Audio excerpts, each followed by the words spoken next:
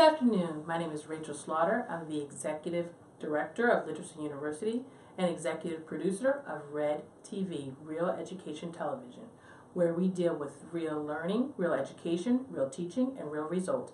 And today we have Hilderbrand Pelzer III, academic giant, in the room. And we're talking about reading. We're talking about fathers as reading mentors. Hilderbrand, would you introduce yourself?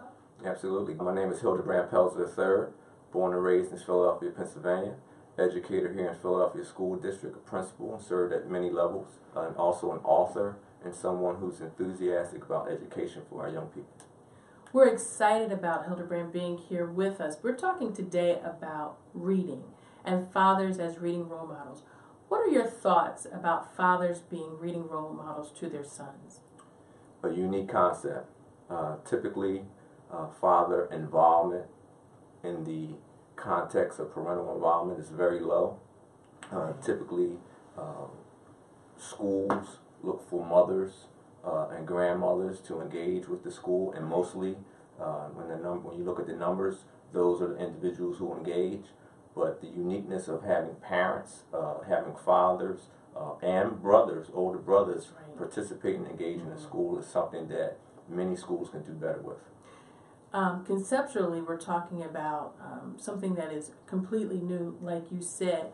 The sad part we were just talking about off camera is that many mothers are the reading role models for their children. Unfortunately, not all the time do sons relate to the mothers as academic giants, and so when they find the father is also a reader and the father is not necessarily in the home, we have to now connect the father and the son in the reading academic area.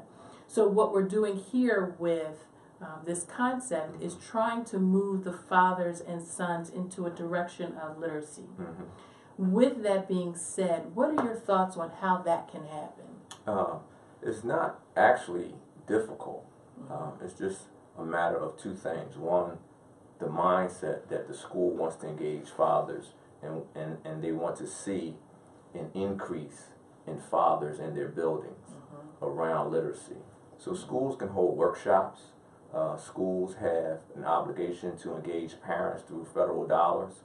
Schools have an obligation to focus on literacy as well as other things. So it's a matter of being creative, being innovative, and having initiatives inside the school where fathers are the key audience. Absolutely amazing. Tell us, recently I read an article that deals with an academic area that you're interested in. Tell us about your writing in the newspaper that is it with your school district? No, it's the Philadelphia Citizen. It's an online magazine. It's been around for a while. The concept, however, of the Philadelphia Citizen, as well as some other publications that I'm learning about, is about solution-oriented. So you cannot just write about a problem. You cannot just write about an education problem. But you have to write about the problem and the solution that you, the writer, the columnist, has experience with. So I have a 6-article agreement with the Philadelphia Citizen, and currently my 4th one will be coming out soon, which is about parental involvement, parents as learners. But the first 3 were about student achievement, building conditions, and the elephant in the room, in the classroom, poor instructional delivery. Poor instructional delivery. Now that is a big component in my head in terms of why schools are failing. One of the reasons why schools are failing traditionally is because there is poor teaching in the classroom. Poor teaching in the classroom ruins the academic future of the people in front of you. If your students are with a poor teacher, there's no way the children can learn. Tell us your thoughts on that. So true. Sometimes I sit in classrooms. I've been in education now for over 25 years at every level, teacher, assistant principal, central office level. And if I go inside of a classroom and I don't get it, then I know my young people don't get it. And that happens inside of classrooms every day throughout many schools. So we really have to work with our teachers, give them not only training and professional development, but give them feedback on those action steps that they can take to make learning exciting for young people. Absolutely. Let's talk about the elephant in the room. It starts with poor teacher prep programs or teachers who are going to schools where there is no teacher prep program. What is a teacher prep program? Well, universities, colleges, all have them. It's within the education department of any major university and or college. And it's really about preparing future educators, future teachers for teaching profession. And that's the gist of it. However, one thing that is missing is the calling. So folks go into this profession for any number of reasons. Parents were educators, inspired by our educator, want to give back. But whatever the case is, there must be that calling, because this work is very difficult. The work of education is hard, it's difficult, but very rewarding on the opposite end. And while universities do a fairly decent job academically, the preparation is really about the opportunity to be engaged in that classroom prior to starting, so that you get exposed to the real conditions around education. You get exposed to the real challenges that young people are having. So you get exposed to the communities that you will be assigned to. So you can get exposed to the challenges that the school has. So often and too often, folks who come into the profession of education, for whatever reason, again, get hit with those challenges and aren't able to maneuver and navigate. And that's where schools and principals and colleagues must come in to help shape them and help them, support them, and coach them. But it's a challenge. It's a challenge. It is a challenge. So I went to Cabrini College when I was in undergrad, now called Cabrini University. And what I tell a lot of the teachers who I mentor, that was a classic teacher prep program, and I'll tell you why. For one thing, I majored in education. I actually double majored in journalism and secondary education. And so in the secondary education program, we had to do what was called internships. So we had to become a student teacher. I was a student teacher in 4 different schools in the 4 years that I was a student there. I taught in suburban education and I taught in urban education. And with those 2 entities, I was able to learn and maneuver through the terrain and the milieu of that academic environment. Absolutely. Okay? Right now, I'd like you to think about, what does it take to maneuver through your academic environment? We have a lot to talk about, so I hope you're ready. I'm ready. Right? So we'll be back in just a moment.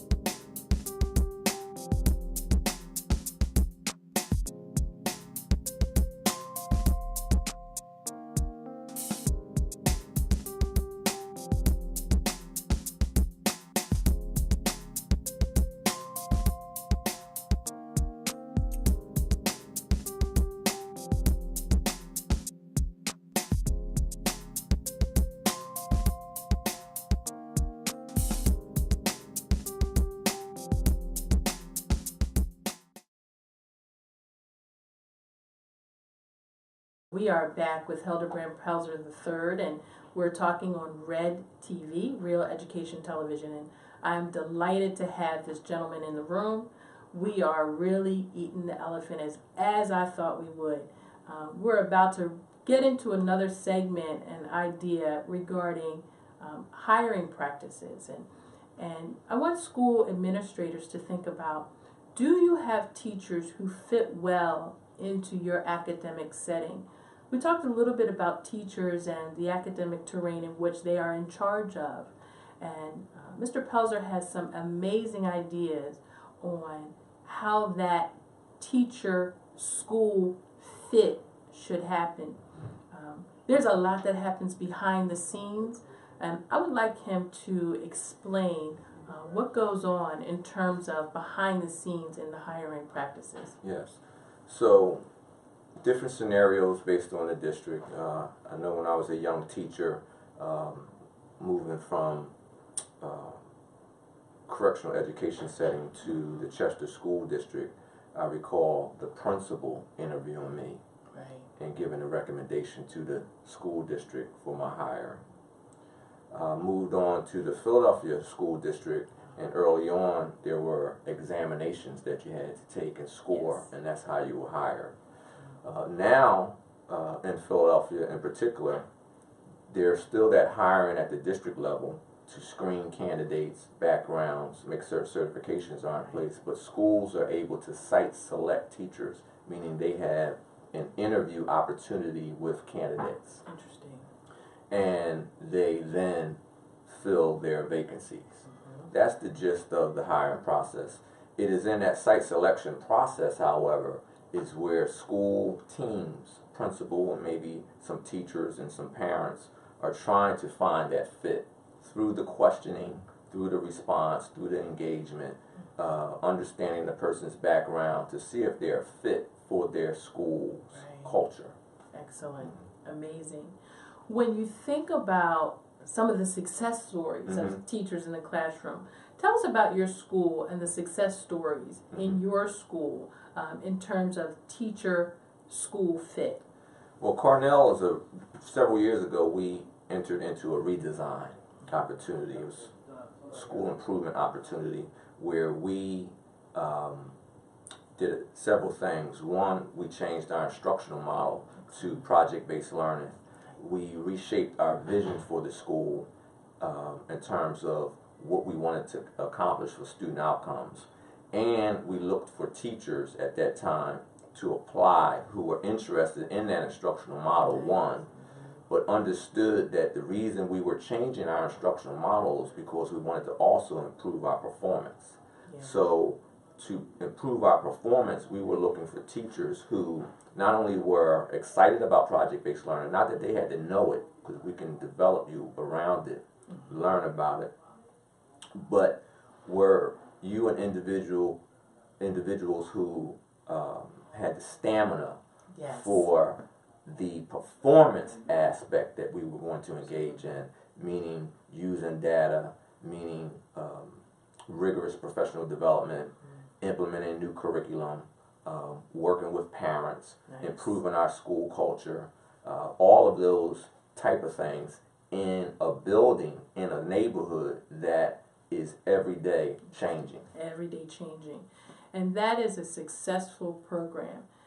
That is a program that is moving forward in terms of helping students learn. I want to turn our attention to something else that we had talked about, which is those success stories that are not happening, or in other words, some failing situations. As we all know, in the news recently, we've seen many teachers online, on Facebook, on Twitter, who have gotten into a lot of hot water, doing things in classrooms that are almost criminal.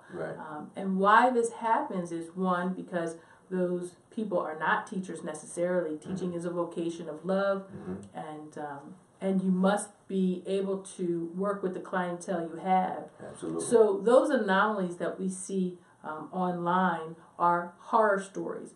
But let's back up a little bit to those stories that are failures. Not horror stories, but those teachers who are maybe trying to do the best Right. thing, but they're in the wrong environment. Or maybe they're not in the Right. wrong environment, they just have no background in this work.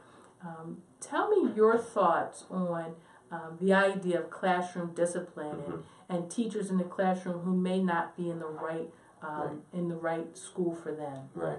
So classroom discipline and classroom management is too often a concern for new teachers, guest teachers, and teachers who are not developing relationships with their students. Good point.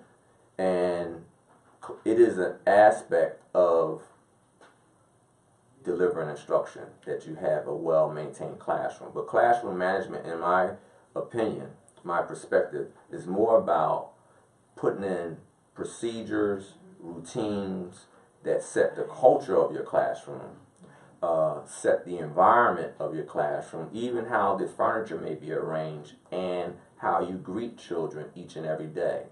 That relationship, that norm setting, that expectation setting can move classroom management to a point where it's very strong, and it does not become something that you have to focus in on every day, because ultimately the goal is to teach young people.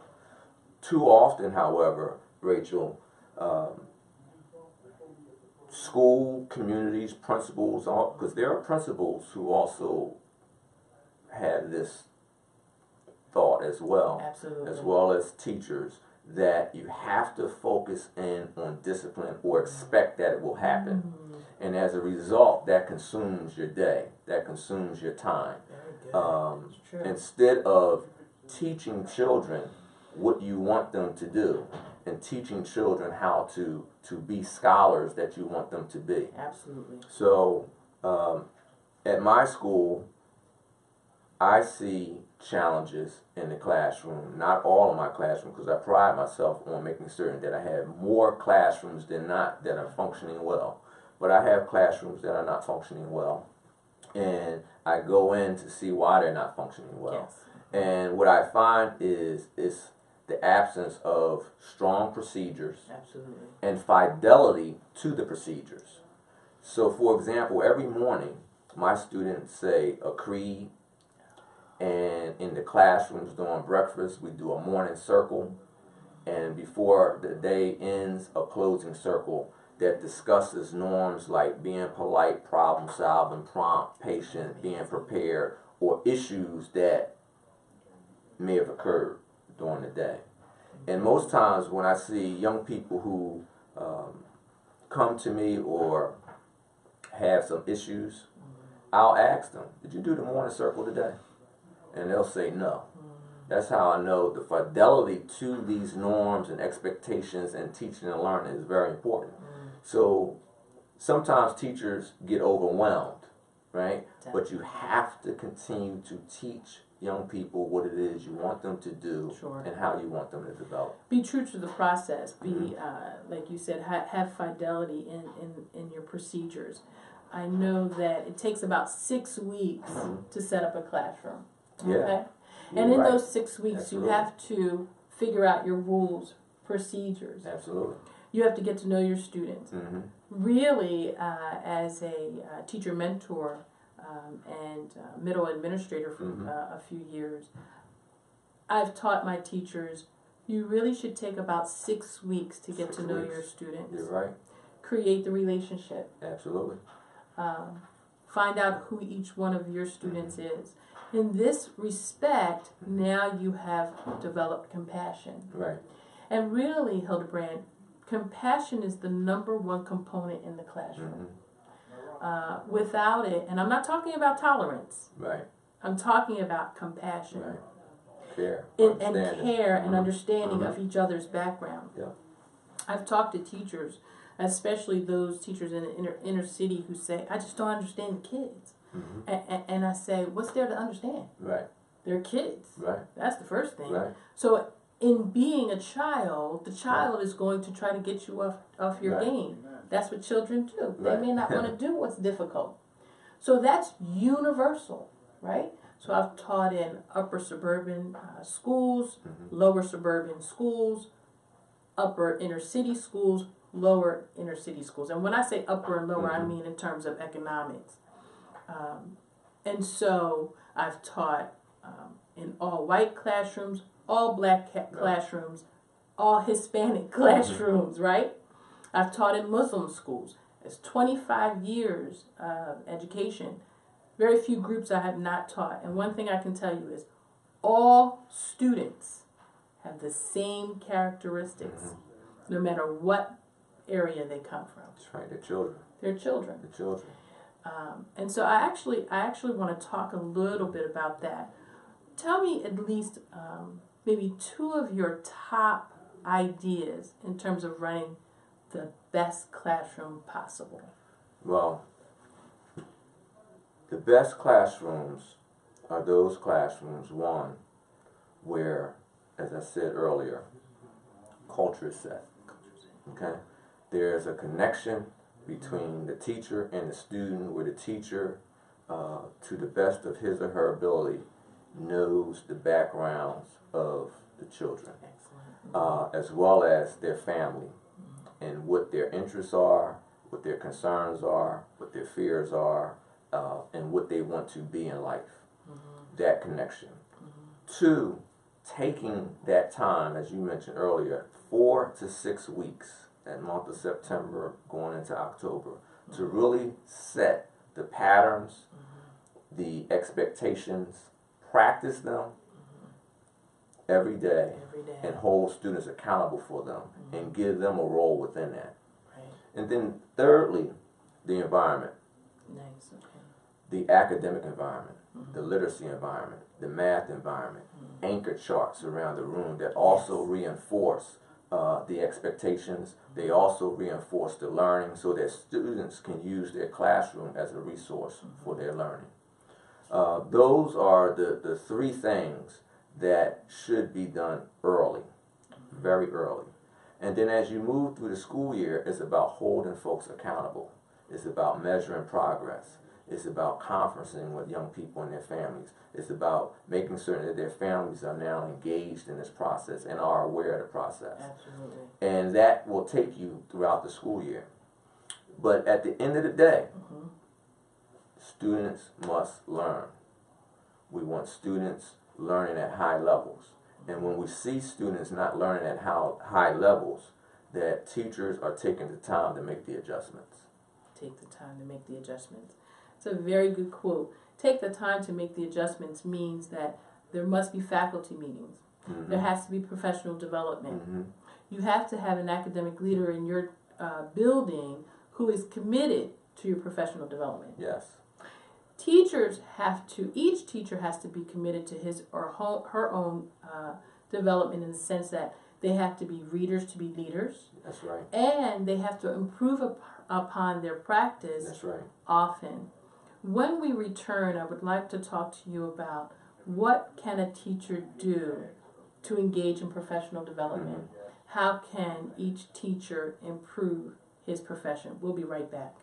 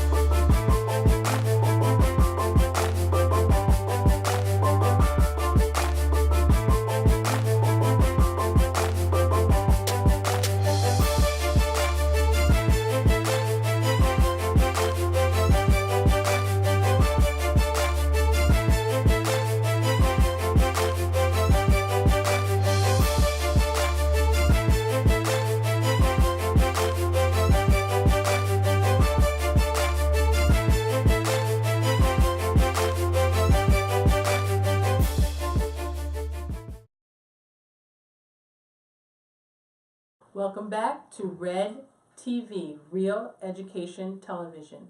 Today we have Hilderbrand Pelzer III, who is an academic giant and leader. We're very interested in his words. I'm thrilled to be able to talk to an academician who is eager and ready to eat the elephant in the room. Today's topic, we're talking about teachers and professional development. I'm really interested in the idea of teaching as a profession and teaching as an art. Sometimes I'm often dismayed when I meet teachers who do not put their best foot forward in the classroom. In this segment, I want to talk about how teachers can engage in professional development. If you want to be treated as a profession with a vocation, you have to act like a teacher with a profession and a vocation. And one way to do that is through professional development. I think the best way to keep yourself abreast of the latest and greatest information in terms of academia is to stay current in your reading. You need to read as much as possible to be a reading leader in this profession. There are many magazines that your school may provide subscriptions for. Absolutely. Not to mention, you can search out and become a part of many different types of professional development, conferences, Yes. lectures, organizations that you can get involved in. You need to beef up as much as possible, so to speak, your resume, your credentials. Take a look at your curriculum vitae and see what type of programs you're involved in, so that you can see that your background is getting stronger in your work. Hilderbrand, what are your thoughts on how to have teachers stay current in this profession? In the era of internet, Twitter, there are so many opportunities to stay engaged with cutting edge information around education, research, professional learning communities, as you mentioned, conferences, articles, books, just reading. So teachers, principals, school leaders must have an interest in developing themselves beyond just what the school or school district may offer, but developing themselves so that they are stronger and better each and every day. Inside of a school, however, it's very important to have collaborative opportunities, data team meetings, grade group meetings, teacher leaders who help coach teachers, new teachers and younger teachers, principals who observe classrooms and give feedback that will help a teacher grow and get stronger in the areas where they may need improvement. There are a number of opportunities for teachers who want to be the best to get this knowledge. To have longevity in this profession, you need to stay current in this work. And Mr. Hilderbrand Pelzer III has been very gracious with his time. We're very excited to be able to discuss these ideas. And we'll continue our discussions on R.Ed TV, Real Education Television. We're very committed to helping you strengthen your work as an academic leader.